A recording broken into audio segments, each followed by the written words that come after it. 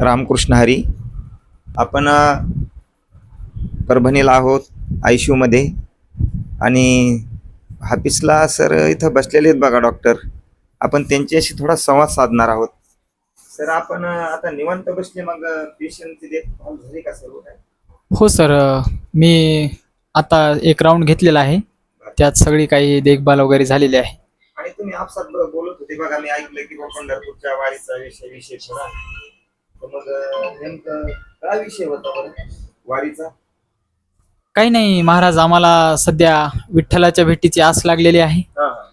त्यातच आम्ही आज सकाळीच मी एक पंगत सुद्धा दिलेली होती एका दिंडीला. तर कोण्या दिंडीला?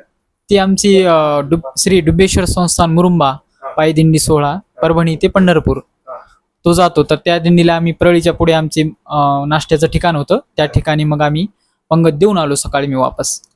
200 वारकरी आहेत त्यात सहभागी. छान आहे. तुमच्या हो. वडील उपार्जित पंगत आहे मग. हा केव्हापासून नाही, एक 17 वर्षापासून ती दिंडीची चालू आहे. तर आजोबांनी केली, नंतर पप्पांनी, मग आता मी समजा जेवढं होईल तेवढं प्रयत्न करतोय करण्याचा. तुमचं आपसात काय बोलणं चालू होतं मग? काही नाही, तेच विठ्ठल भक्तीचे असते म्हणत होते की आपली दिंडी गेली पाहिजे. हा. मी त्यांना सांगत होतो की आपण इथं पेशंटची जे सेवा करतो आपण हो. वारीपेक्षा पण ही सेवा महत्वाची आपली. वा. एखाद्या पेशंटचा समजा जीव वाचला हो. तर ते पंढरपूरला जाण्याचं कामच नाही, भाग्य इथंच भाग्य भेटलं आपल्याला ते. बरोबर आहे बघा, तुमचं बरोबर आहे. मला एक वही आठवली ज्ञानेश्वरीतील. तया सर्वात्मका ईश्वरा सुकर्म कुसुमाचे वीरा आणि पूजा केली होय अपारा तोषा लागी. पांडुरंगाच्या जो पंढरपूरमध्ये येतो प्रत्येकाच्याच हृदयामध्ये आहे.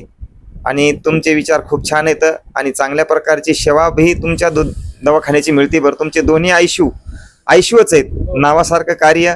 आणि मी बऱ्याच दिवसापासून पाहतो, मी जिंतूरचा आहे. ठीक आहे, भेटू आपण पुन्हा. रामकृष्ण. आम्हाला पाठवा.